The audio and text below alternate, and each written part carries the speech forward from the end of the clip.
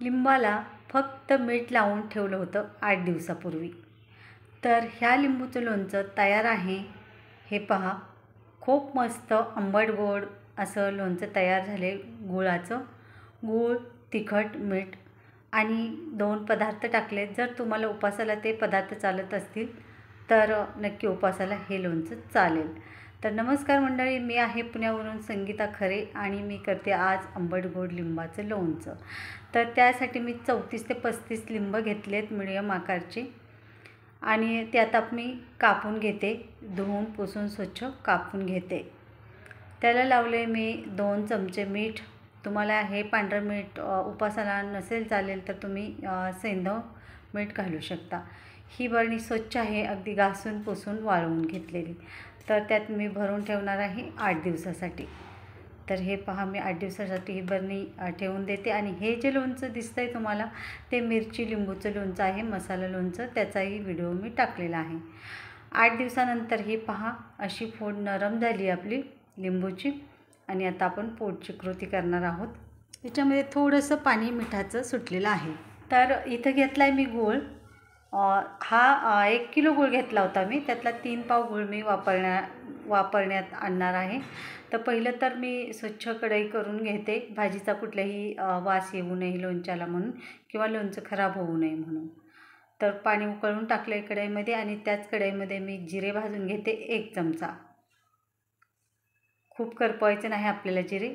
जिरे भाजल्यानंतर मी गॅस बंद करून 5 विलायची, हिरवी विलायची घातली त्यात आणि तेही हलवून घेते। आपल्याला विलायची भाजायची नाही, फक्त गरम करून घ्यायची।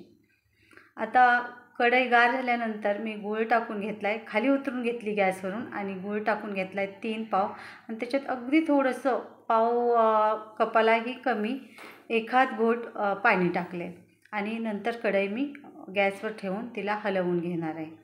तर गूळ कापून घेतला आहे मी, पण मोठे मोठे तुकडे जे केलेले आहेत ते आपल्याला विरघळून घ्यायचे। तर मी चमच्याने असे गुळाचे तुकडे मोडून घेते। हे पहा, गुळाचे तुकडे पूर्ण मोडून झालेत आणि मी असं चांगलं हलवून घेतले। आपल्याला ही प्रोसेस करायला 3-3.5 मिनिट लागलेच। तर गॅस मी बंद केला आहे आणि आता आपल्याला गूळ थंड करून घ्यायचा आहे। बरणी ही स्वच्छ आहे आपली, जशी पहिली होती। जिरेही भाजलेले कुटून घेतलेत आणि आता आपल्याला पाक थंड करून घ्यायचा आहे। तर मी कढई खाली उतरून घेऊन पाक थंड करून घेणार आहे। थोडंसं लाल तिखट गरम करून घेते, भाजत नाही, गरम करून घेते। तर हे पहा, मी कढईतला जो गूळ आहे पाक तो थंड करून घेते। खाली उतरून घेतली कढई, त्यात टाकली कुटलेली 1 चमचा भाजलेली जिरे आणि 5 तोंड सोलून वेलची टाकली। पाहिजे तसं तुम्हाला तिखट, मी 2 चमचे तिखट टाकले आणि आता चांगलं मिक्स करून घ्यायचं आपल्याला गुळामध्ये। हे पहा, असं झालं हे मिश्रण आपलं। आणि आता आपल्याला टाकायचे मीठ लावलेल्या लिंबाच्या फोडी आणि चांगलं मिक्स करून घ्यायचं आहे। अगदी व्यवस्थित मिक्स करून घ्यायचं आहे आपल्याला, पूर्ण एकजीव झालं पाहिजे। पाक गुळाचा नाहीच आहे तो, फक्त गूळ विरघळून घेतलेला आहे। तर ह्याच्यासाठी गूळ आपल्याला चांगला पद्धतीचाच गूळ घेतला पाहिजे, जेणेकरून तो गाळायला नाही लागला पाहिजे। खडे असल्यामुळं बरेच जण गाळतात, पण तसा गूळ घेऊ नका। सगळं टाकल्यानंतर आपल्याला इथं टेस्ट पाहिजे आहे।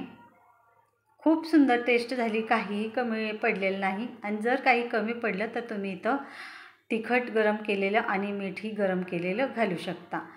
तुम्हाला उपासाला हवं असेल तर तुम्ही सेंधव मीठ घालू शकता। तर जिरे चालतात का बघा, आणि जिरे नसेल चालत तर तुम्ही फक्त गूळ आणि वेलची टाकली तरी चालेल। आमच्याकडे जिरे चालतात। तर हे पहा, मस्त मी भरून घेतली बरणी आणि हे पहा, खूप सुंदर असे लोणचं तयार झाले। हे पहा, ठेवून देते आणि उद्या बघणार आहोत आपण लोणचं। तर हे पहा, मी दुसऱ्या दिवशी लोणचं बघा, खूप सुंदर लोणचं झालं हे। नक्की करा। रेसिपीबद्दल काही प्रॉब्लेम आले तर मला विचारू शकता कमेंट। आणि ह्या लोणच्यासाठी गूळ चांगल्या प्रतीचा वापरा। आणि मी जो उल्लेख केला आहे पाक गुळाचा म्हणून, तो पाक नाहीच आहे, फक्त गूळ विरघळून घेतलेला, हे लक्षात असू द्या।